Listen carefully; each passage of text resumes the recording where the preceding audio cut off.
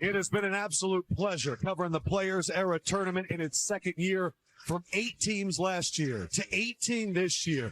The pockets, the money continues to grow. The names keep getting bigger, and we got a big name on our desk right now. One of the best commissioners in all of sports, the Big 12 commissioner, Brett Yormark in the building. Listen, guys, I'm pleased to be here, and thank you for having me. It's an honor, really. Yeah. And it's great to see everyone. Good to see you, family. Thank you. And clean as always. Oh, I try.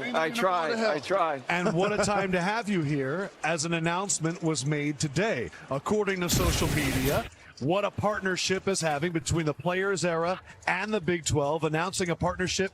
Big 12 is going to get an equity stake in this event. We're going to have more Big 12 teams in this tournament. Got to be exciting for you. Very excited about it. Listen, guys, at the end of the day, football drives the business. But at the core, at the heartbeat of this conference, it's basketball.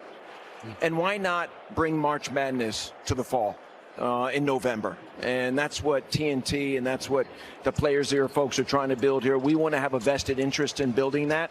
We're going to have more teams in it next year. We are the #1 basketball conference in America. In fact, I said it on your air a little while ago. Second to the NBA only. Okay, second best league in the country. Okay, next to the NBA. So we're excited to be partnering, and we think we can grow this thing into something pretty special. Well, Houston's about to take the floor right now. Can you talk about just some of the parity that you have in your conference that really has you excited about now in the future? Top to bottom, it's no different than football. Lots of depth. But we do have those outlier schools. I mean, I looked at the AP before I got on the desk today. 2 out of the top 3 in the country are from the Big 12. We have 3 of the top 10, 5 in the top 25, and the teams are getting better. You don't really know what you have in the fall because of the portal. You know, everyone's trying to learn what they have and does everything fit. But come March, I'm really excited about where we can take this thing. Well, Brett, it's a pleasure to meet you. My first time meeting you, but I've heard great things about you. And one thing I'm always kind of champion is the physical and the mental health of the players out there. What is the Big 12 doing to keep the players mentally healthy with all the competition, academics, and now you see gambling being a part of things? What is the Big 12 doing to kind of make sure they keep the student athlete on the right track? It's a great question. I will tell you that, you know, I spent 16 years as the CEO of the Brooklyn Nets. It was a great job. I came over here.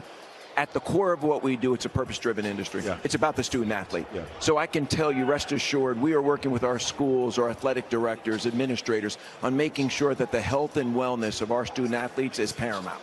And I play a significant role in that. And in fact, about a year and a half ago, we created an advisory board of our student-athletes to really lean in. As practitioners, how could we be better? How can we address their concerns? Mental health is a real issue, and all of us in collegiate athletics are dealing with it. Excellent. You know, I'd like to talk to you. Since you're the commissioner, you just talked about finding that balance, respecting football that definitely leads the way, and then honoring the culture and the heart of basketball. You know, what has been your biggest challenge, or what do you see as your biggest challenges? Is it marketing? Is it the conference and making sure, you know, teams are there? But, you know, kind of to get in your head as you plan for the future of this conference, what do you want to see? At the end of the day, what drives me day in and day out is for the Big 12 to be the best version of it. You know, when I got here, we had great bones, but we had a lot of work to do. I think when I look back at the last 3 years, and I've been a commissioner here for 3 years, I love where we've gone. I love our composition of a conference. We're a national conference. We're in 10 states. We're 16 strong. I love the trajectory of football. We have 3 in the top 12 in the CFP. Love basketball. Love Olympic sports. You know, for me, it's about how do I balance it all. And at the end of the day, how do I create value from membership? But I can create value if we're the best of ourselves. We're not there yet. We have a ways to go, but I'm really excited. You know, before you got here, this was Kansas's conference. Houston's about to take the court right now. We're kind of having a changing of the guard. Kelvin Sampson's the head of it. You're the head of the conference. He's the head of that snake. What do you even learn from some of the coaches that you interact with? Leadership skills. What can you take from somebody like Kelvin Sampson? Kelvin, I love Kelvin. We've become very close. I love all our coaches. We have Hall of Fame coaches. We have young up-and-coming coaches. It's a great balance in the conference. But you're right. You know, the expansion, realignment made us much stronger, much deeper. You know, you heard about Kansas and Baylor, and you still do, in Iowa State. But now you have BYU, and you have Houston, and you have Arizona. I was going to say Houston and Arizona were newer additions. 100%. And I'm learning from all the coaches. In fact, this weekend I was with Tommy Lloyd. I was on my football circuit visiting Arizona, spent some time with him, saw practice. And I learn a lot from our coaches. You know, they're great leaders. They're inspiring every day. I take a lot from that. How about the effects of NIL? What role has that played in your decision-making as it relates to growing the conference? Well, as far as I'm concerned, NIL, we're in the rev share world now. Yep. And I've always advocated for rev share. If you're part of that value equation, you should benefit from it. And student athletes have been creating value for so long, and I'm so happy about rev share. And then there's the good NIL. I say good NIL, not pay for play, but great brands that want to take advantage of these student athletes and partner with them as they grow their name, image, and likeness. And we're focused on all of that right now. And then obviously we have the College Sports Commission. And we want to make sure it's not pay for play when it comes to NIL, but it's true good brands partnering with our student athletes in order to grow their name, image, and likeness. And that's what we're focused on. Well, I think we're owed some checks, Jalen, to and myself. I know from the SEC, for sure, the University of Kentucky. Jalen hit on NIL, but I wanted to hit on technology and the use of technology at the Big 12 level. How do you utilize it for fan engagement and also sports performance? What are your thoughts on that? Well, I think technology is playing a huge role in what we do, especially AI. Yeah. You know, the advent of AI, and we're using it. It's helping us in officiating. It's helping us in our day-to-day operations to be more efficient at the conference, and we're pushing technology in those boundaries.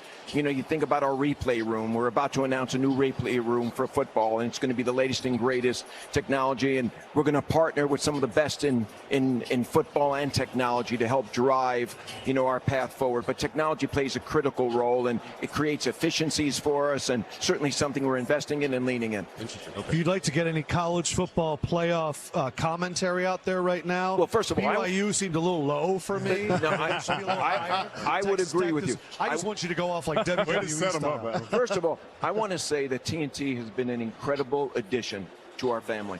There's not a weekend where we're on your air where I'm not getting texts from our fans saying how great you are, the coverage, the passion you show our conference. So I want to start there, football and now basketball. On the football front, love where we are. I mean, you think about last week's CFP, obviously we'll see what happens tomorrow night, but we have 3 in the top 12. Our goal from day one at Media Day was get 2 into the CFP, and we are moving in that direction. And our champ game in Arlington on December 6th should be off the charts. So excited about our teams, the investment they're making, you know, to be the best version of themselves, and it's playing out on the field. I just got hit. We have a new commissioner ranking, and Brett Yormark is #1 in the country. Thank you, guys. I appreciate it. Thank you so much for being Thank here. you. Have a great day, guys. You too. We are getting ready for Houston at Syracuse. 2 storied programs, 2 teams with a lot of expectations. We're going to get a look at Carmelo's son, Cayenne, in this game. Houston, we had a look at them earlier this year. They are a dominant defense, and it all starts happening about 14 minutes here on TNT.